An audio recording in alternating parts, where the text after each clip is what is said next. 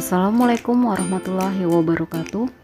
Bagaimana kabar kalian? Semoga kita masih diberi kesehatan. Pada pertemuan kali ini kita akan membahas tentang hidrosfer. Hidrosfer adalah lapisan air di permukaan bumi meliputi lautan, danau, sungai, air, tanah, gletser, salju, dan uap air yang terkandung pada atmosfer. Semua sumber air tersebut mengalami fenomena perubahan fisik yang dikenal sebagai daur hidrologi. Daur hidrologi yaitu suatu proses daur ulang air secara berurutan yang terjadi secara kontinu dan terus-menerus.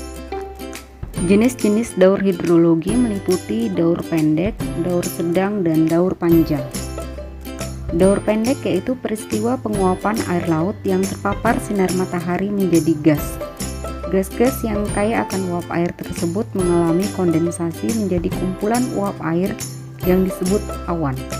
Sebelum sampai ke daratan, kondisi awan mengalami kejenuhan dan tidak mampu lagi menahan titik air sehingga terjadi hujan di permukaan air laut.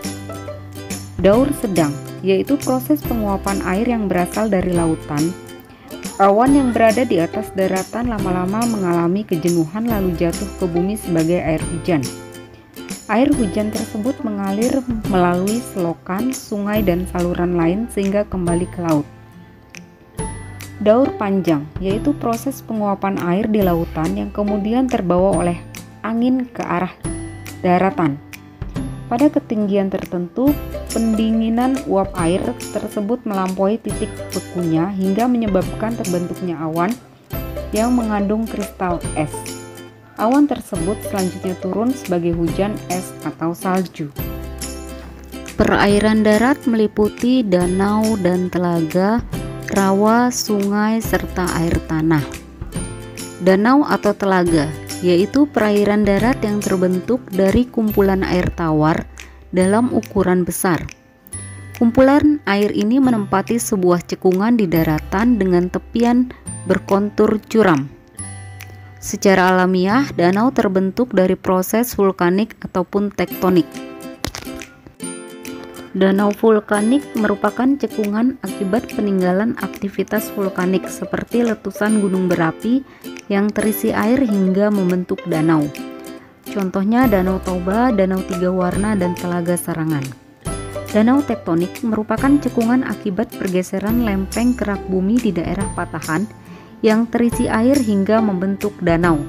Contohnya Danau Poso di Sulawesi Tengah dan Danau Malawi di Afrika Timur. Waduk. Waduk yaitu bendungan untuk menahan aliran air dalam jumlah yang besar.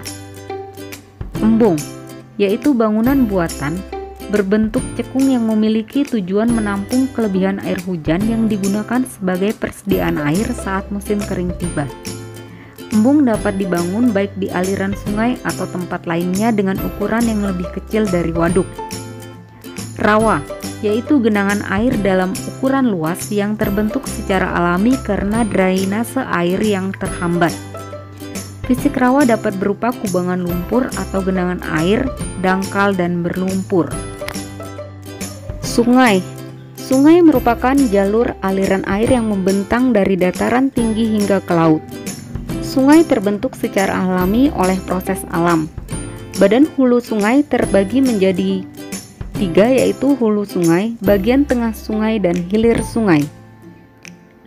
Hulu sungai yaitu awal permulaan aliran sungai, bagian tengah sungai yaitu bagian sungai yang umumnya terletak di daerah dengan kemiringan yang landai dan cenderung datar. Hilir sungai merupakan perjalanan akhir air dari sungai. Air tanah yaitu segala bentuk aliran air yang mengalir di bawah permukaan tanah. Pada umumnya air tanah terjadi dari resapan air hujan karena gravitasi bumi, struktur lapisan tanah, dan perbedaan kelembapan tanah. Air tanah yang ada di bawah permukaan bumi dibagi dua yaitu air tanah freatik yaitu air tanah yang tersimpan di kerak bumi di atas lapisan batuan induk kedap air. Pemanfaatan air freatik umumnya digunakan masyarakat untuk sumur tradisional. Yang kedua, air tanah artesis yaitu air tanah yang tersimpan di bawah lapisan batuan induk kedap air dan memiliki karakter yang lebih bersih dari air tanah freatik.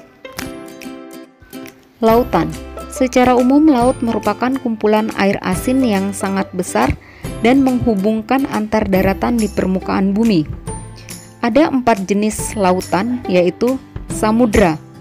Samudra yaitu lautan yang sangat luas yang umumnya memisahkan antar benua. Di bumi terdapat 5 samudra, yaitu Samudra Pasifik, Atlantik, Hindia, Antartika, dan Arktik. Laut. Laut yaitu bentangan air asin yang luasnya tidak sebesar samudra. Pada umumnya, laut memisahkan antar pulau. Selat. Selat yaitu bentangan air asin yang memisahkan antar pulau dalam jarak dekat. Contohnya Selat Sunda yang memisahkan Pulau Jawa dengan Pulau Sumatera, dan Selat Malaka yang memisahkan Pulau Sumatera dengan Malaysia. Teluk. Teluk yaitu air laut yang menjorok masuk ke dalam pulau. Contohnya Teluk Penyu di Bali, Teluk Jakarta, dan masih banyak yang lainnya. Demikian penjelasan singkat tentang lapisan perairan atau hidrosfer. Kita lanjutkan pertemuan berikutnya dengan atmosfer. Assalamualaikum warahmatullahi wabarakatuh.